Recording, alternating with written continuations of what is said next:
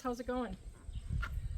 So we were just some pigs, probably about a month ago.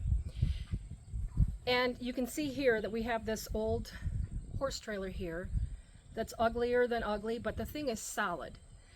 So the night before we left, I said to David, you know, we probably should have some stuff just in case something happens. Well, lo and behold, we went, picked up the pigs, and these are Mungo, big old, probably 400-pounder Coney coons. Beautiful pigs, get them in there. We're driving down the road. This guy's, hey, you know, pull over. And we're kind of looked, and he goes, your tire is blown. And I said, of course our tire is blown. So we got online real quick. We looked for a tire place. We called them. Luckily, they were able to get it. They said yes, that they had the tires. Sorry, I'm going to be competing with her. She thinks she has to overtalk me. So anyways, we pull in, we found this Bell tire. We got in there and we were in the city. You would not believe how many city folks have never seen real live pigs before, which I kind of think helped. It was kind of like I think it kind of helped us because everybody wanted to come out and see the pigs, and the guy was really willing to help us. The thing that I learned was realize that when we transport pigs, we need to be a little bit more prepared, especially when the heat is as ugly as it has been lately.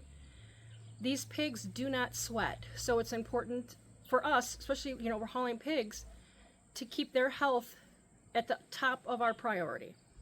So we were taking glasses of water and throwing on the pigs. Pigs were happy as could be. The guy let us park over into the shade, and they really did work as fast as they could to get our tires changed.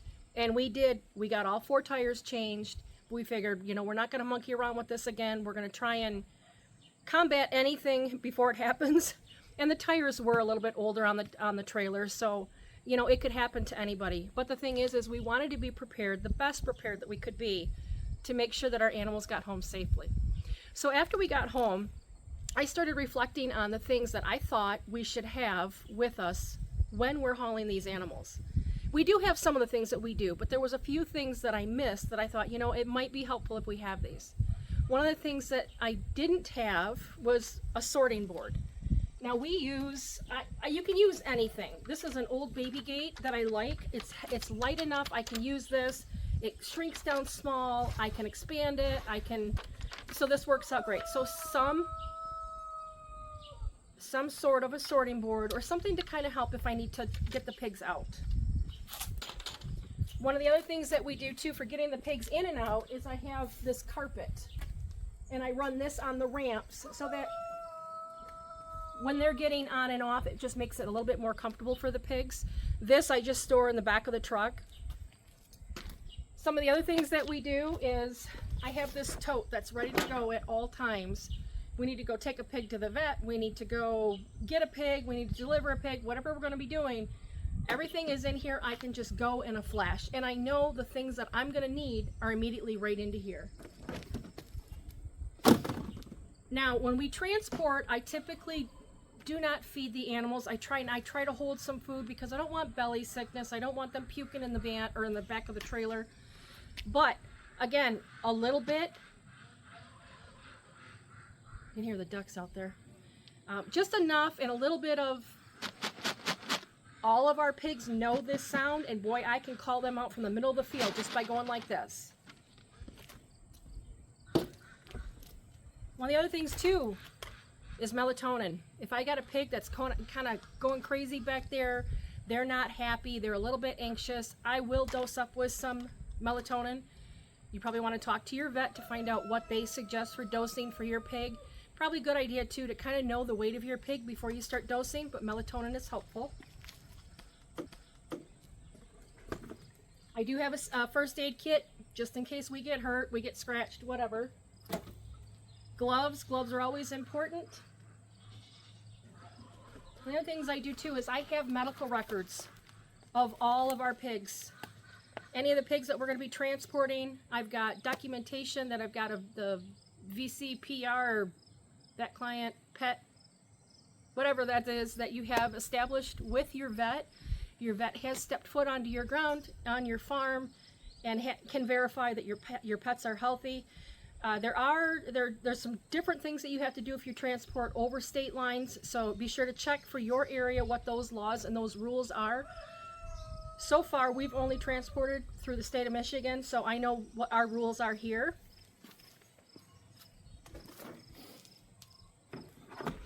The other thing too that we keep is lots of lighting. These are kind of nice. You can magnet these to wherever you're staying. We've got 3 or 4 of these we can stick up. The other thing is a headlamp. If I have to get into the trailer or I have to get back there when it's dark, it's nice to have this headlamp on so that I can be hands-free.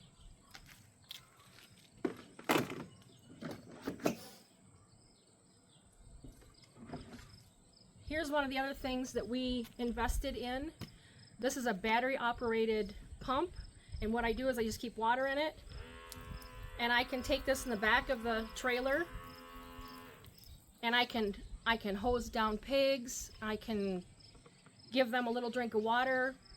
One of the other things that I do is I keep a camera, a solar camera, hooked up to this, so that while if a pig happens to be doing something that looks a little funny back there, makes me a little bit nervous, at a given moment I can pull over and we can address the issue with the pig.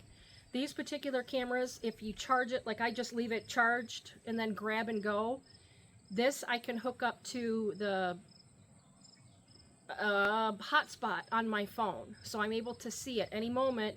Or if we go into a restaurant, we can leave one of the phones in the car, and then I can use my phone to see what's going on with the pigs. Now I know some people would say, oh well, why are you stopping at a restaurant? You know, you're supposed to be getting those pigs going. If we're hauling long distance, or like our situation where we left early in the morning, we went and spent time on the farm to pick up these 2 pigs. We had a couple-hour wait to get our tires changed. We're coming back, we're hungry. We stop, we do. And what we do is we'll look for restaurants that we have a bigger parking lot where we can hide under some trees. We give the pigs a lot of shade. And I'll show you some pictures of what we kind of look for and how we park the trailer so that the pigs are in some shade. And let's see how the piggies are doing. Looks like it stayed all shade while we were gone. Yeah.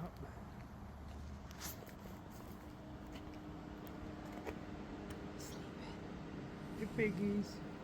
Just let a splash of water on them. Yeah. So for the ride home, we're just going to give them splash a little bit more water on them to make sure they stay cool.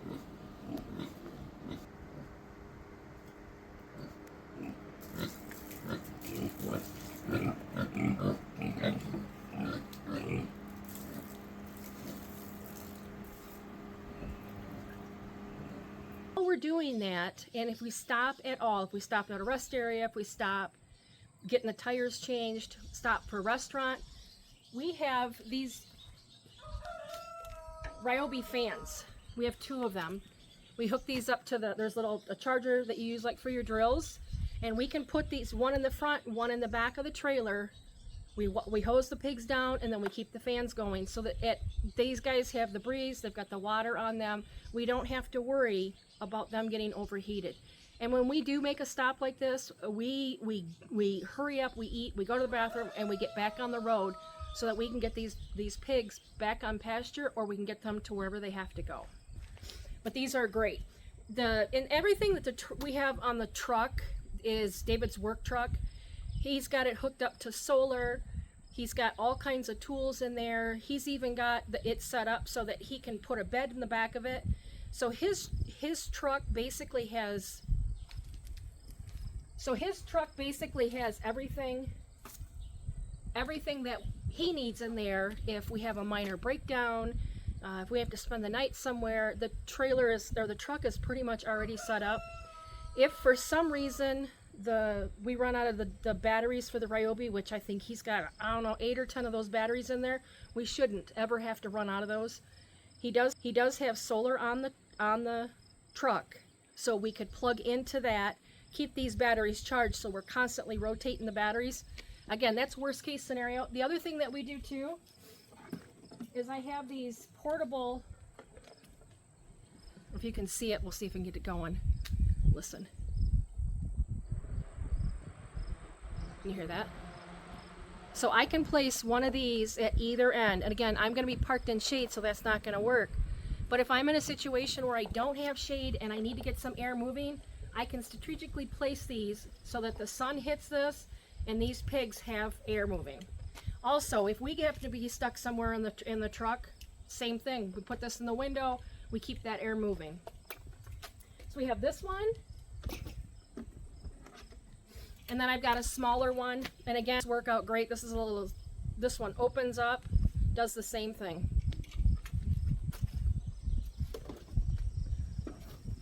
Again, another flashlight in case I want to go back there and I want to check on the pigs, kind of give them a quick look over if it happens to be dark out. One of the other things that I carry is shade cloth. Again, if I get stranded on the side of the road, I'm waiting for AAA to come get me, I could take this, throw this over the top of the trailer, and this is going to give them, it's only a couple degrees, but when it's ugly hot outside, this could make a huge difference. Again, like 15 bucks for a shade cloth. What I do is I keep little carabiners on here so that all I have to do is grab some bungee cords out of the back of the truck and I can hook it up so that we don't have to worry about these pigs getting way too hot. One of the other things that we do too is I carry a bowl that the pigs are familiar with. And the reason why is when I go in there and I go to offer them some water, I want them to know that this is what this is. So when we go in there, they don't play around. They're like, what is that? They go right in, they take their water, and then we're good. One of the other things too that I had just recently learned, somebody had said, because we had a little bit of straw on the back of ours to help so that they don't slip and slide. And the suggestion was that the straw is better in the wintertime to keep them off of the metal and that kind of stuff, but either sand or use the wood shavings and wet those down will help pull the heat off the animals. So that was a really good tip. So if we're going to be transporting again in the summertime when it's ugly hot, I'm going to throw some sand down and then I'll take some of the shavings, put that down and wet that while we're in transport. That's going to help keep those pigs cool. So that was a really good tip. I can't remember who told me that, but I thought that was a really good tip to know. What else do we have here? Oh, water-wise, I'll carry these jugs. These are really nice. We'll just take these and we'll fill them up, a couple of them from our garden hose before we leave. Keep them in the back of the truck, fill them up, and then we're good to go. We actually have a little pump that we put on here that you can pump, and I've also got a USB rechargeable pump that we can put on here so that we can refill the sprayer, and then also I could give them water if we have to stop somewhere. I have found that the two pigs that we just transported, they will drink out of that sprayer. They love that sprayer. So as long as I know they're getting a little bit of water and they're staying cool, we should be good. All right, guys. So tell me, is there anything else that you would suggest keeping in your kit while you're transporting pigs? Have you had any experiences where you were like, oh man, I didn't know, or I was thinking differently? What could I do different next time? So these are all things that we can do in our pig community or our hauling community to make sure that our animals, our pigs, whatever we're hauling, get from point A to point B. Just heard of somebody that was transporting a pig. Can't remember how many hours they were transporting, what the situation was. My understanding was the person had stopped and gave the pigs some ice to chew on. Pigs got delivered, and within a very short time, one of the pigs is no longer here. So I think especially in these weather extremes where it is so hot, you can see them sweating out here, that we do everything that we can to make sure our animals are top priority. All right, guys, so until next time, keep on keeping on.